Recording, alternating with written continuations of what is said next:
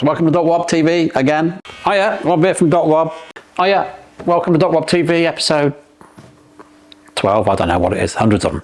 So welcome to Docwob TV episode 300 or something, I don't know what it is. Oh yeah, welcome to Docwob TV.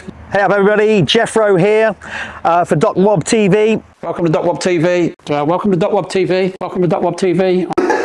I don't think this is an inconvenience at all.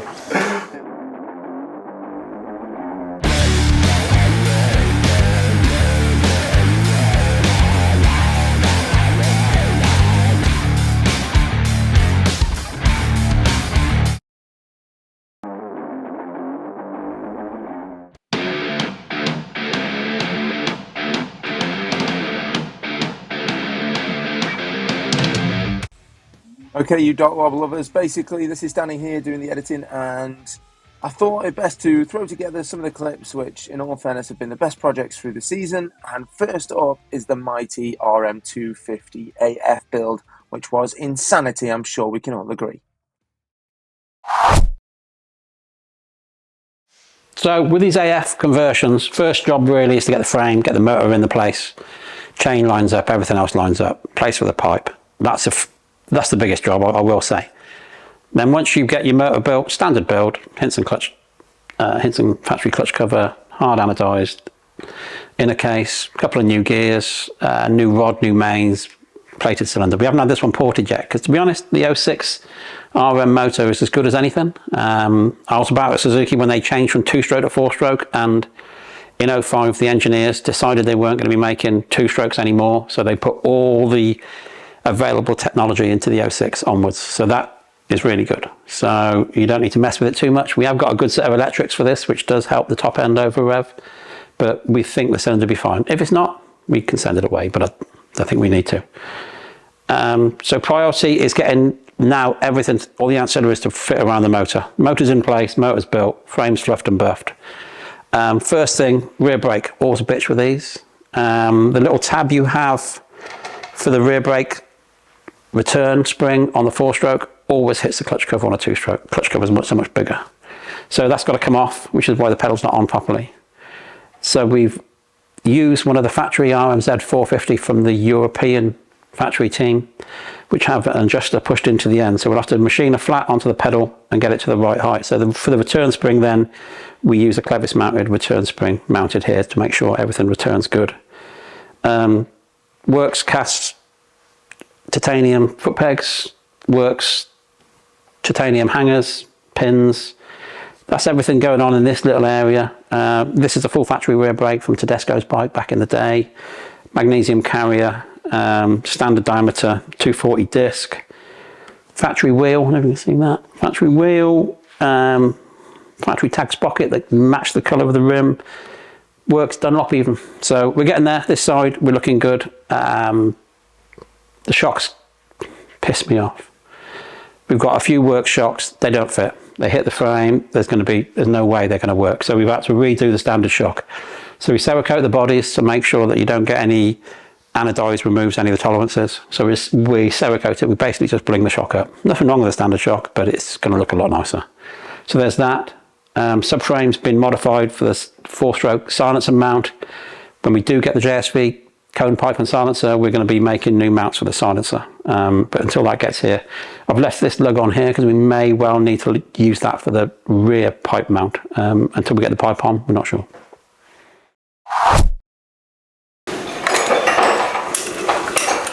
So the head stays we made out of 6mm 6061 T6 aluminium. We machined them up. Nice big hole in them for lightning and a little bit of flex.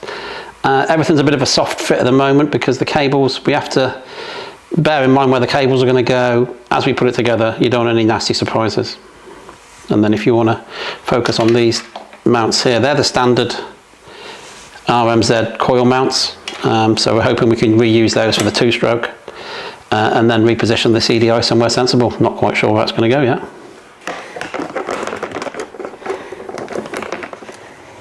The problem is, unless we start bolting these together like a proper soft fit, you have to just keep putting bits on, making sure they're going to line up, making sure they're going to work, because what's in my brain don't always work out. So it looks a bit previous putting the plastics on and checking the cable routings, but the last thing you need is like everything on, last bit giving it, oh, it don't work.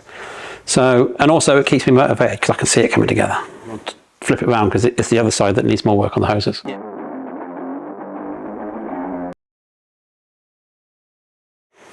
So rads on these AFs are always a bitch. We're going to use the standard RMZ radiators with the 250 two-stroke pipework. So the top balance pipe's fine, the RMZ and the RM share that. Apart from that, they all need cutting and welding. So this bottom pipe, which usually goes down to the cylinder head on a 4-stroke, now needs removing because at the moment that hits the engine. So we're going to have to come out the bottom of here and come a 90 degree and go over the top for a balance pipe. The top mount is fine, goes to the head as it should. The other side is only the balance pipe needs changing. So there is a bit of work, but if we use the standard RMZ radiators, then they fit the frame. Then we have to fit the RM pipe work to make sure that it cools as it should. So that's that handled. This side of the motor looks pretty cool. We've got one of our RC4 billet power valve covers, genuine work Suzuki magnesium ignition cover, work Suzuki gear shifter, the carb, and the next big thing's the airbox.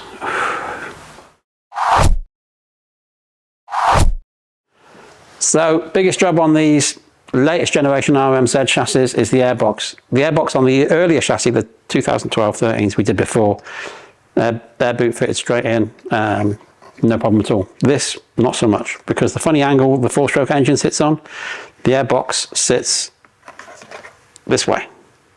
Air boot sits that way. So we've had to trim the bottom of the airbox and we will heat it up, bend it back and reattach it to there. Then what you have to do is remove pretty much the whole front of the airbox to give you able to position the RM 2-stroke air boot into here. Now a lot of these people who do these conversions, especially on the new Honda 450s, they don't consider airbox volumes. Very, very important. So the distance between the back of the slide on the carburetor to the inside of the air filter is really important. Now on a 500 you can lose a little bit, there's so much power. You start doing this to 125s and 250s, it really doesn't like it. So we need to stick with the standard air boot and figure it out. So what we've done, we've gone for the CAD, cardboard aided design. So this will sit the front of the airbox pretty much like that. And we're going to make it out of 3mm plate, which you may think is a bit thick, but we need it not to flex too much. So we'll make it from 3, we'll cut it out, we'll blast it, and then we'll get it anodized black so it looks kind of like it's supposed to be there. Use black rivets, black Sikaflex sealer, so it looks as much like it's supposed to be there as possible. So it's a big job. First off, cut the airbox, move it back, get the plate on, line up these bolts. This can't be under too much pressure because it all needs to line up, but the volume's massively important, like I say. On a 500, not so much, but on one of these, really important.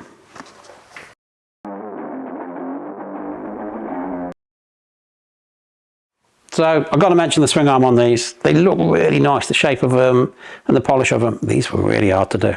So usual thing, first job, take all the metal work out of them, get them up to the anodizers, get the anodizing off. We've actually figured out how to do it ourselves, but it's really horrible. I'd rather let them do it, give them a tenner, let them do it.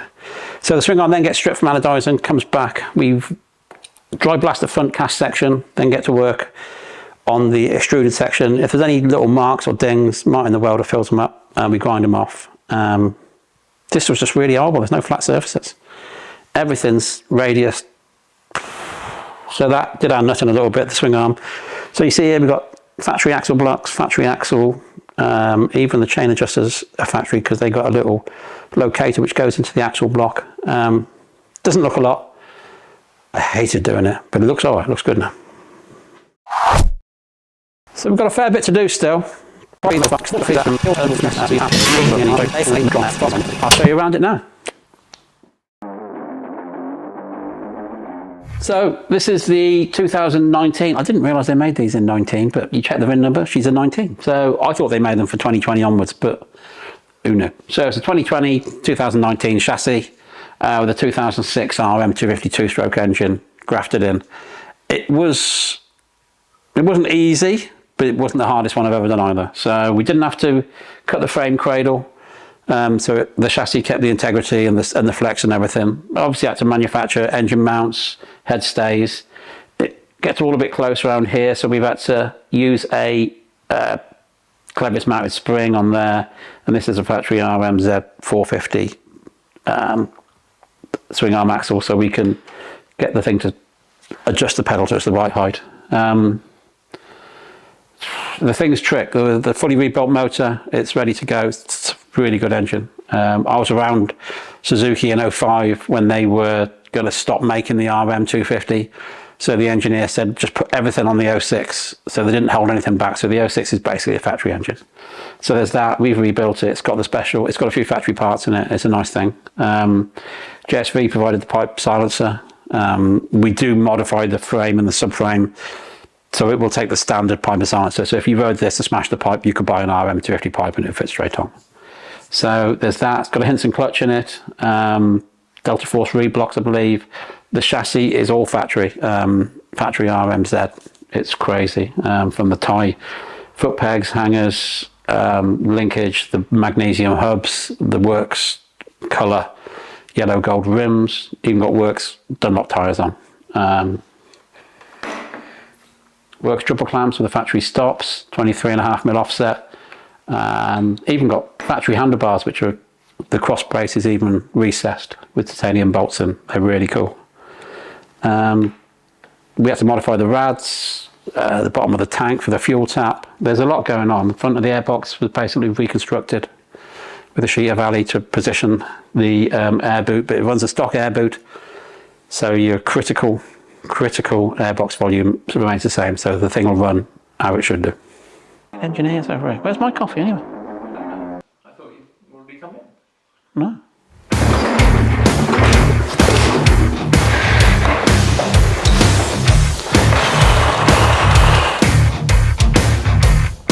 You son? I'm always ready.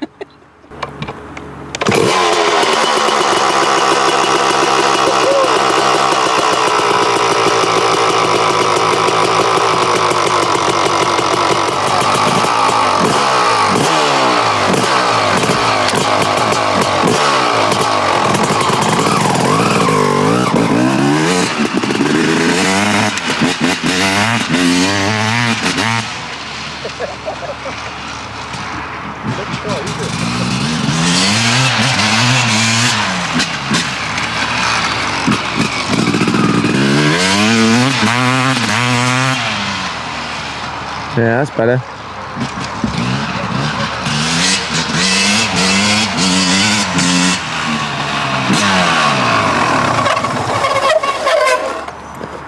What a brake that is.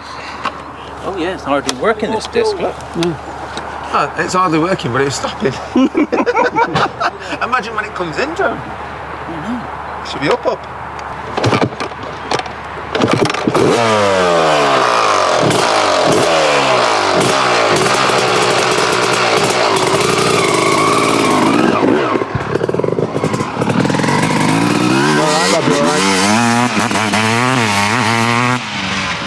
Oh wow, that sounds better.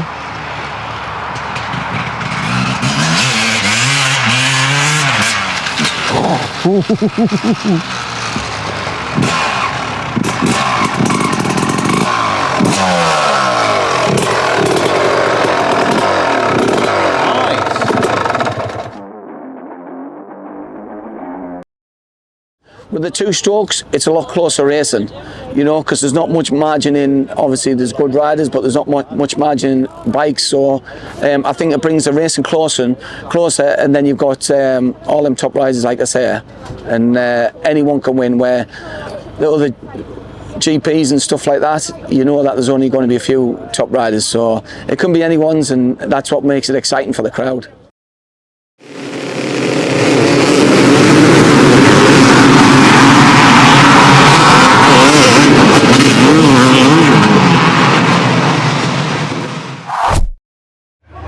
Tommy Searle riding for the GTCI Revo Kawasaki team. Obviously today we got replica bikes from Ricky Carmichael in 2001, so the bikes look a bit different, but we've had a good day.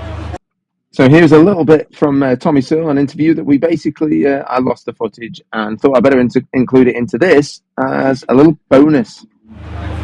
Predictions for tomorrow, I want to cut the wins tomorrow. I think I've been the fastest in both races today. I need a better start. Hopefully Wob can come over and give me a bit more horsepower, because I think I'm lacking a little bit at the start gate. I'm having to wring its neck out there, but I'd love to get a race win in front of all the crowds and a better start. But to be honest, if I could have chose getting a whole shot and winning the race, or having the race that I had coming through the pack, enjoying passing, having the crowd go nuts, I think I would have chose the race I've had, because it's all about having fun this weekend, and I'm happy with today. If I can get a race win though, it'll be the icing on the cake. Remember, like and subscribe for Docwob TV. Hey guys, I'm Max from the 999 Laser YouTube channel.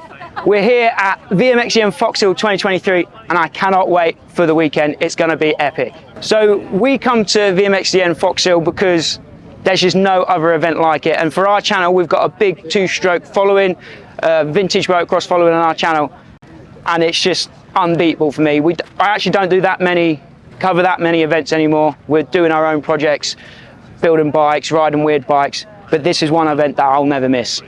So in terms of what raises the bar here at VMXdN Foxhill, I think it's the attention to detail. If you just go out into the main arena there where the track is, and you see the attention to detail that the team have put in with the Hollywood sign on the back, and there's a new one here, and just the setup they've got, the attention to detail and the level of effort that the team put in, this event for me has no rival.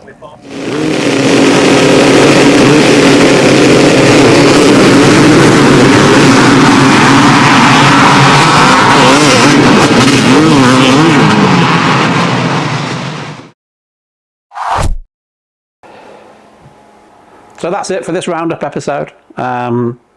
Really appreciate all the subscribers, all your views. It's been mega.